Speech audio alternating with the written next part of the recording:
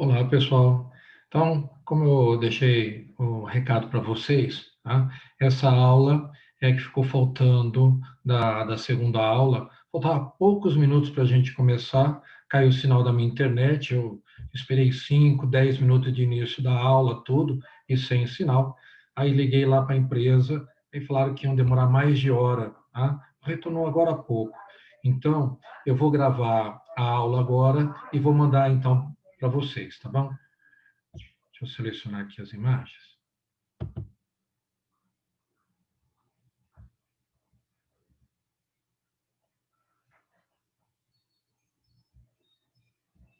Tanta coisa que aparece.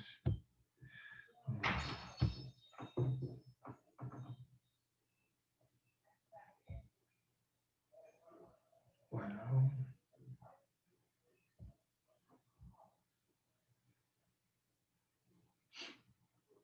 só um instantinho.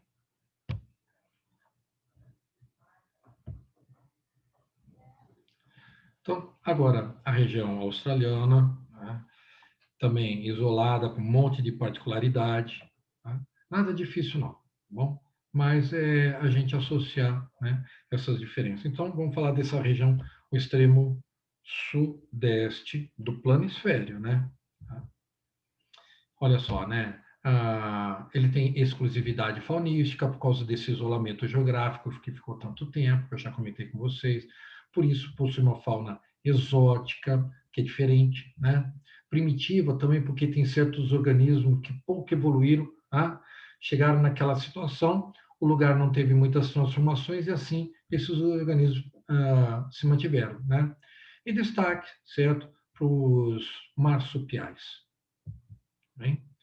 Então, é um quadro etílico, né, de algumas imagens, certo, da região dessa Austrália, que engloba também a Nova Guiné, uma ilha grandona que tem em cima, assim como a Nova Zelândia. Né? Então, olha aí, a região compreende a Austrália, Tasmânia, as ilhas, né, Nova Zelândia, Nova Guiné, algumas ilhas pequenas também. Tá? Ah, características mirtáceas é um tipo de vegetal, bom? E biomas tem de florestas, estepes e desertos. Tá? Olha aí, né? Então, dentro dessa imensa ilha aí, que é a Austrália, né? A gente tem áreas baixas, né? Áreas, né? As planícies centrais, tá? Boa parte é planalto, ou seja, terras mais elevadas. Bom, em alguns lugares a altitude é um pouquinho mais, vamos dizer assim, saliente, né? É meio Brasil, não tem grandes montanhas igual o Brasil, não, tá bom? A questão de clima, meião da Austrália é um grande deserto, lá em cima, em verde, tá?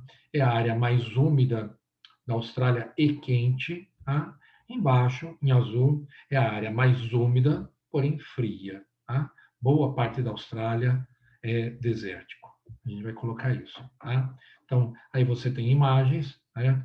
À extrema direita, o que é deserto, tá? Embaixo, savana, que é idêntico ao nosso cerrado, tá?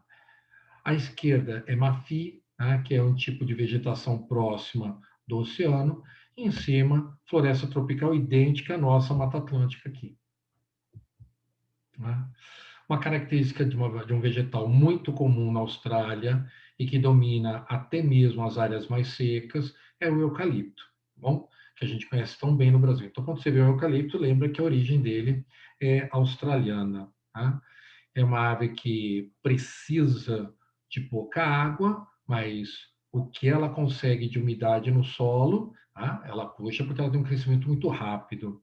Ao mesmo tempo, é um vegetal que, por ser resistente também à seca, tá? Ela é muito oleosa, bem? Por isso é tão propensa a fogo, como você vê na grande imagem aí. Por isso que a Austrália também tem grandes incêndios.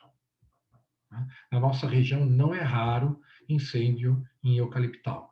Bom, aí a variedade de marsúpio, que a gente só lembra do canguru, né? Tá? Mas aí todos esses têm muito mais, tá bom? São marsupiais, ou seja, da bolsa. Nesse sentido, eu já expliquei para vocês que os mamíferos marsupiais são mais antigos do que os placentados, tá bem? Tá? E aí, ainda de exótico, né? Nós temos o ornitorrinco, tá? O equina, certo? Mamíferos, tá? Certo? Kiwi, uma ave, tá? Com uma característica primitiva imensa, no sentido que é quase, né, um dinossauro, né? Não por tamanho, tá? Mas pela estranheza também da configuração do animal, né? E vocês estão vendo à direita o maior ovo em relação ao tamanho, tá? Então ela bota um único ovo, certo? E aí se olha o ovo, olha o tamanho do animal. Bom? Ou seja, ela prepara esse ovo, né, dentro dela, lógico, e aí no raio-x você vê o quanto ele ocupa, tá, do organismo. Bom? Então, proporcionalmente ao animal, é o maior ovo, tá, do reino animal. Né? E das esquisitices, por conta de vários animais que se mantiveram, tá bem, numa estrutura evolutiva, tá? Eles são muito, não só estranhos, tá? Quanto a capacidade toxológica também muito alta. Então, à esquerda você tem uma medusa, tá bem? Ela é bem pequenininha, é coisa de milímetros, não passa de meio centímetro, um negócio assim, tá? Mas é altamente tóxica, né? Uma picada dela, as dores são intensas por mais de 24 horas, tá?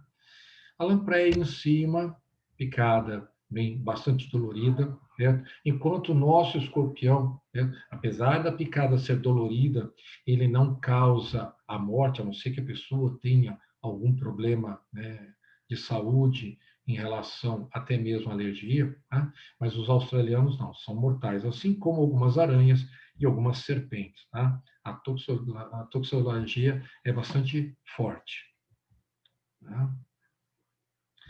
A Austrália, apesar dela ter assim, vamos dizer, vários animais e vegetais exóticos para nós, tá? Desde a colonização, o homem levou várias coisas para lá, tá? Assim como trouxe para nós. E alguns dessas coisas que ele levou, desses animais, dessas plantas, tá? Se tornaram pragas. É o caso do camelo, tá bom? O camelo não é australiano, tá? Esse é um dromedário, foi levado do norte da África e para servir de, né, de transporte, tudo lá. Só que acabou, né, alguns de repente fugindo e vivendo no meio selvagem, e agora a Austrália, né, entra com um programa para eliminar 10 mil animais, porque as secas estão sendo cíclicas, né? Todo ano está tendo muita seca, e esses animais estão tendo muita dificuldade e colocando os animais nativos também em dificuldade. Tá? Para mim dá muita dó, né? Mas é a maneira que eles encontraram para resolver o problema. E não tem só camelo, não, tá? Olha, tudo isso é exótico e eles estão dando, tá? Uns fins, certo? Através da execução. O coelho europeu, esse sapo é brasileiro, que é o sapo-boi, e a carpa é chinesa, tá? Virou praga. Em compensação, certo? Vocês têm alguns animais endêmicos dessa região que são completamente diferentes do que a gente chama de exóticos, né? E aí essa coleção de aves do paraíso, o nome, né? Aves do paraíso ganha até muito mais espécies, tá? Do que tem aí. Mas só para você entender a diversidade disso, tá? De papagaios, olha só, né? Lembra, África, América do Sul e Austrália já tiveram juntos, certo? Migraram. Nós temos hoje papagaios na América do Sul, na África e na Oceania. E a característica deles é diferente. Se você olhar para esses papagaios, apesar do periquitinho australiano tão comum nos viveiros para nós, olha o nome, periquito australiano. A característica dele, né, até a mesma face, bem, é diferente da nossa. Tá bom? Nosso louro, arara, tá? Mas são papagaios da mesma ordem. Tá? Krakatoas, né? Tá? Lembra um pouco de longe a nossa arara. ou seja, uma variedade muito grande, mas uma linha de evolução diferente, certo?